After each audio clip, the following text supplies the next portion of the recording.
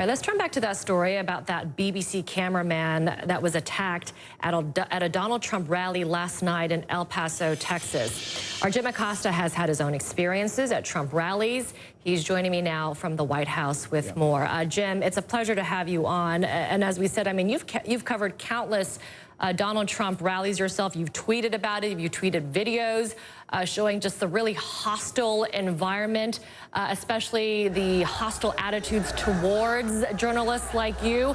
First off, regarding this BBC cameraman that was attacked, Jim, I can't imagine you were surprised at all that this happened.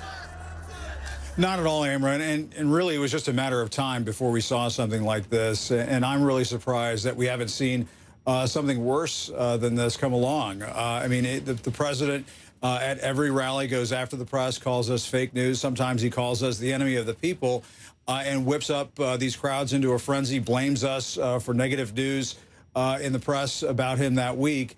And, you know, during this rally that we saw last night, he was doing that once again, and it was right around a stretch of his remarks where he was going off on the press, where this gentleman, and if you want to call him that, I suppose that's your choice, but a man in a MAGA hat, a Trump backer, jumped up on the riser and started going after this BBC photographer. Now, Amber, we should point out, the White House did put out a statement this afternoon.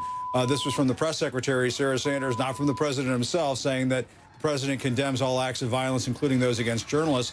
But absent in that statement was any kind of mention that the president is going to knock off this kind of rhetoric, this volatile rhetoric that really creates a climate of fear and danger for journalists covering these rallies.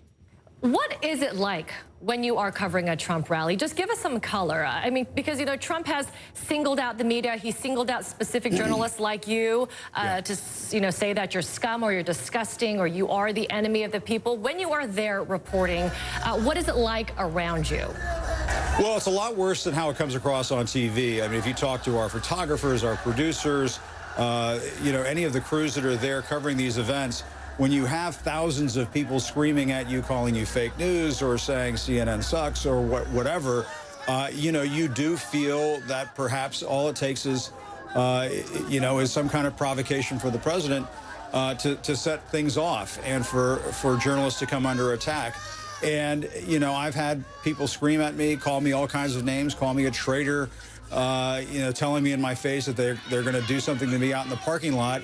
And oftentimes, Amber, when we leave these events, we have to hurry back to our vehicles because we're worried about what's going on outside of these venues. And so that is why you see a lot of journalists now from the various networks, various news outlets come to these events with security. And, you know, my concern is that it's just a matter of time before somebody is seriously hurt. Now, according to the BBC, their photographer last night was not seriously hurt. But you have to wonder at what point are we going to see something like that occur.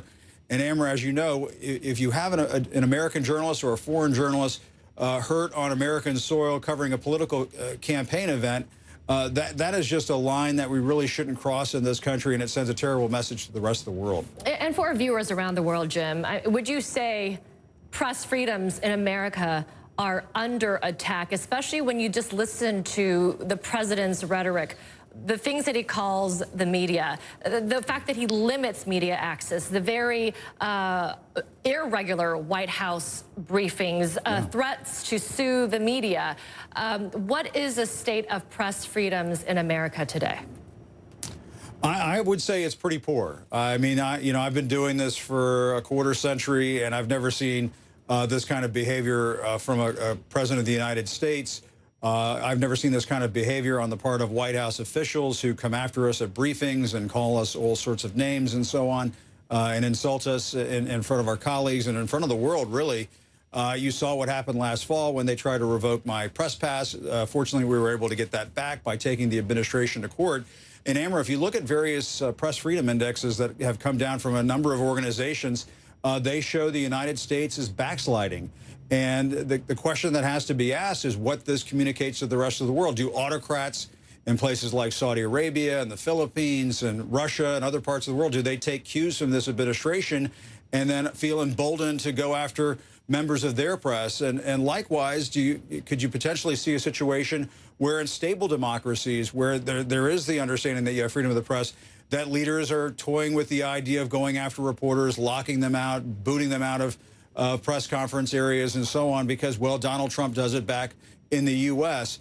It is just a terrible message that is sent to the rest of the world when something like this goes on. And people have to understand we're not just complaining about, what we do on a regular basis and kind of whining and curling up into a fetal position and complaining about how we're being treated.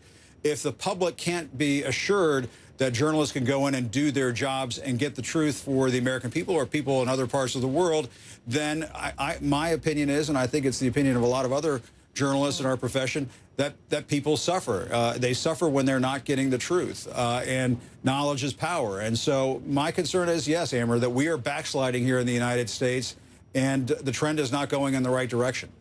Very well said. Knowledge is power. Knowledge is freedom. And it is concerning when you see a U.S. president using very similar tactics against the press that demagogues and autocrats continue to use in the world today. Appreciate your very unique and valuable perspective, Jim Acosta. Thank you for that. Thanks, Amber.